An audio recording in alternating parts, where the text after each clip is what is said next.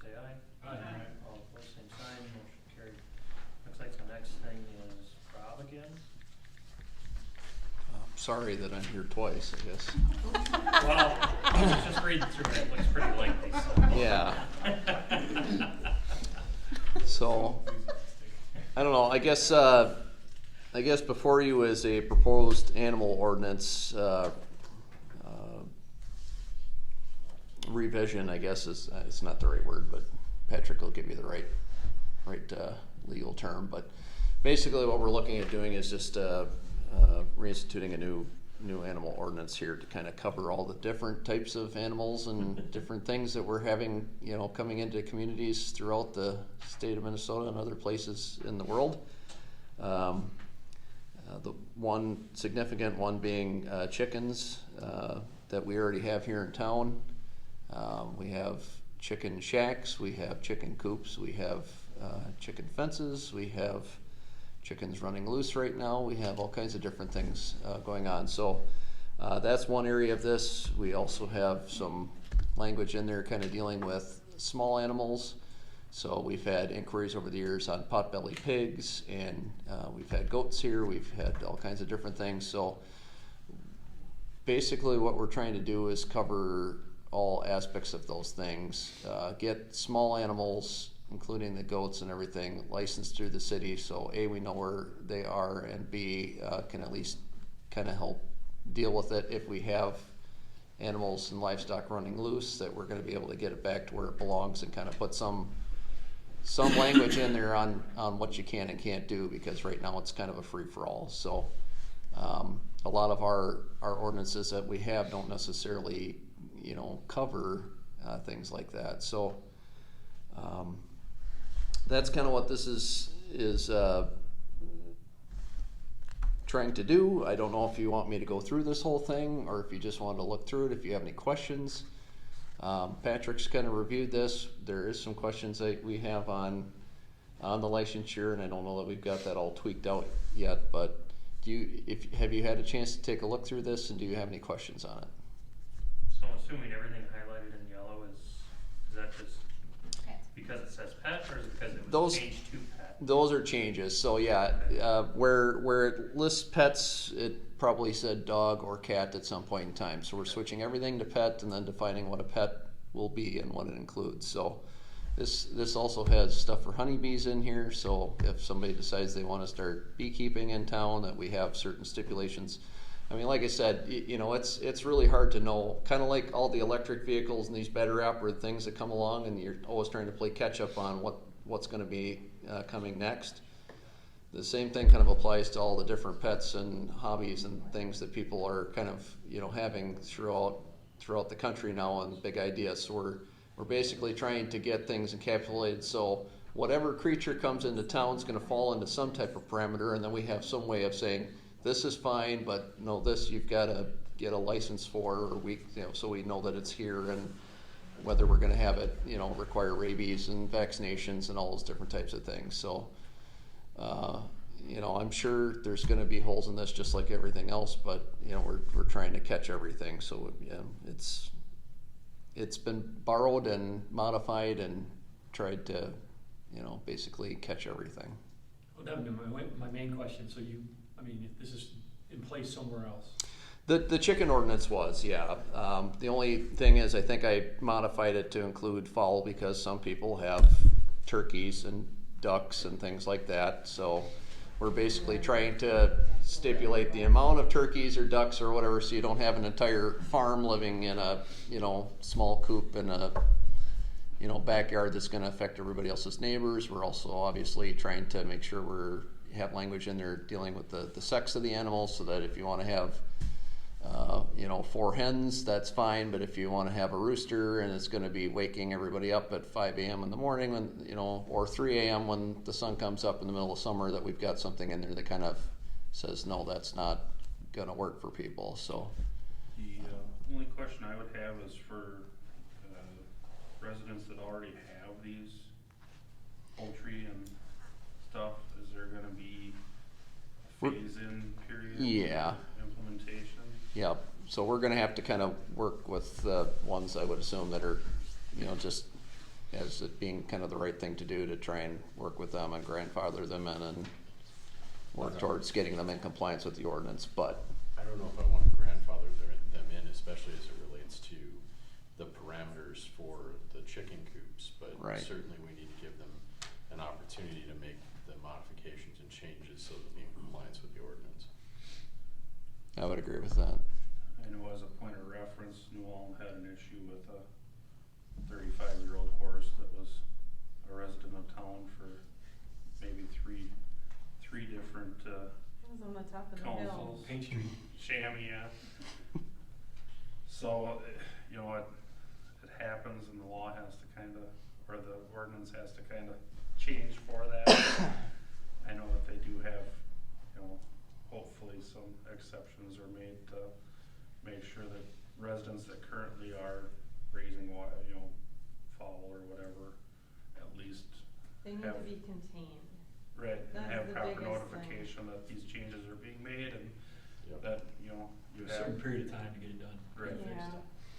I think basically what we're trying to do is give people some guidelines too for those who are interested in doing that type of thing and they see somebody else in town. It's like, what do I need to do? We get a lot of phone calls. What do we need to do? And right now we're like, well, technically they're not permitted, but we really aren't saying you can't either. So we're trying to put something in place because we have some very nice, well-built, handcrafted coops in town. We've got some that were purchased at some of the, you know, the big box stores and stuff like that with a fence around it. And then, like I said, we've got some that are put up with pallets and things like that in the front yard, and that's pretty unsightly. So, I mean, we're just gonna try and work with everybody and get them into something that's a little more permanent and, Is there a part of town where these are more prevalent? no. Pretty much scattered all over. No, I think if you started driving around and just kind of taking a look, you'd find them just about everywhere. We're missing it. Be Yeah. careful for the free range ones. Don't hit them. I gotta pay better attention because I just have not. And you know, that's the funny thing is we've had, you know, some running loose and, you know, when you start looking through the ordinances, I mean, the nuisance ordinance isn't really geared towards that, but I mean, it is technically it's not really designed for that, so there isn't really an enforcement arm to say, you know, don't let your chickens, you know, and if you talk to them, it's like, well, the neighbors are fine with it, they don't care. I'm like, well, your chickens are 3 blocks down, I'm sure you haven't talked to everybody within a 3-block radius, you know, so, you know, basically we're gonna make sure that they're contained and that people have to have control of the animals that they're bringing to town. So following this ordinance, if I'm licensed properly, can I raise pheasants? Sorry, couldn't let that go. You know, that would probably fall in under the It would poultry fall fowl. under the definition of fowl that was contained within the ordinance. Yeah. So, yes, you could, you'd just be limited on the number. For He wants to bring back the pheasant capital of Minnesota, yeah. Start breeding them so I can, you know, up the population. Or you'd have to get a kennel license, I'm sure we could, you know, look at that. You might wanna talk to your wife first, though. I don't need to, I know the answer. Okay. So is the plan to, you know, this is an existing ordinance, we're just gonna make some amendments to the ordinance and then go through a reading like we did with everything else? It's gonna replace the existing ordinance. With this, We'll repeal correct. everything Repeal that's and then currently replace. there. Just like Yep. happened last time. It's just the cleanest way to do it, especially when you're making as many changes throughout the entire just to do a ordinance and repeal and adding, replace, and then adding sections to it. But yeah. Like I said, the only language question I had, we were kind of talking about some stuff with the licensure, and obviously we're not necessarily gonna, I guess, without having talked to Patrick before this meeting on some of this for clarification, but the honeybees and chickens, would we put in some kind of language exempting those because they fall under our permitting process? Or do you think that we'd be? as far as the licensure, I think we exchanged a couple emails on that. Yeah, but I just wasn't sure if we were doing it Yeah, for all I of don't them. think we need to have a license for every chicken and bee. I think Correct. that's probably We're just gonna issue a permit instead, so. probably too much work for Chris, to be honest with you. I'm just wondering if I'm clipping little bands on their legs or what am I doing? What are we gonna do? Chips, So- we're chipping them all. So I guess Chipping the bees. my only question to that is, do we need to put that language specifically in there that we're exempting those because they're falling under a permitting process, or is it good enough the way it is to make those decisions on our own? No, I'm just trying to think about the language regarding the licensure.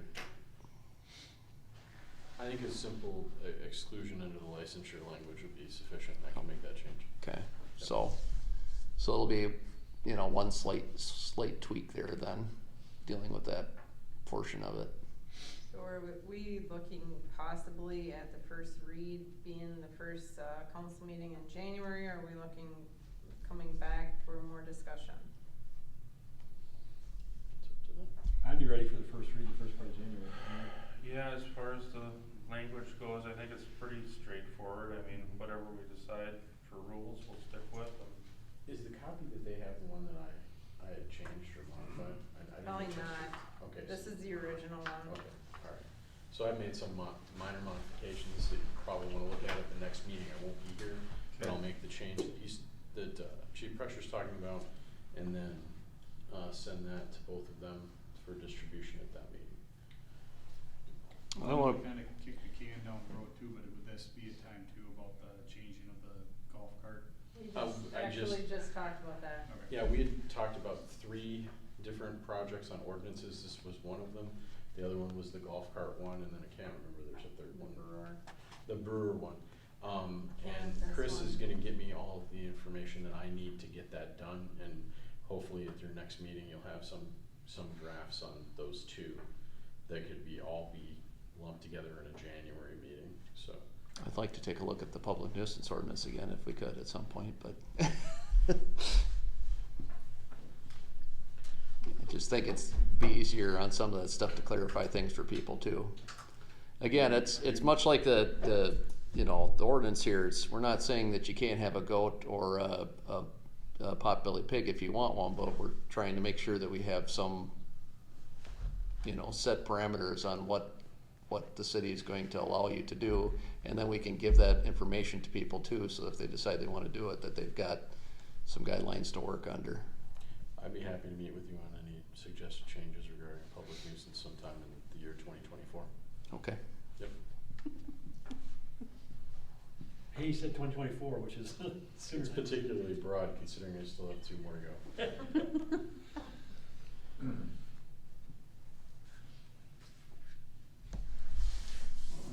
I didn't know how long everything was gonna take, so I didn't overload it. Different topic. I had my paralegal working on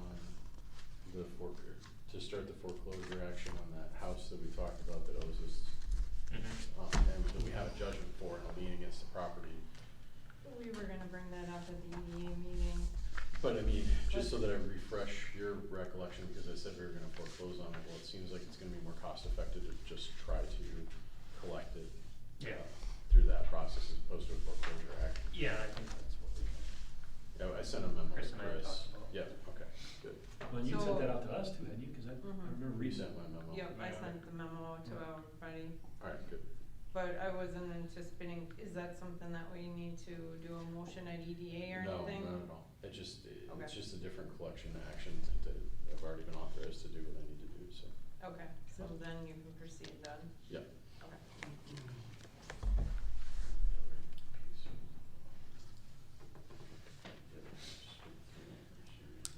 Anything else for workshop? No? Make a motion to close the workshop. I'll get that all. Alright. I'll second. What is that? Only had A motion to close the workshop. Okay.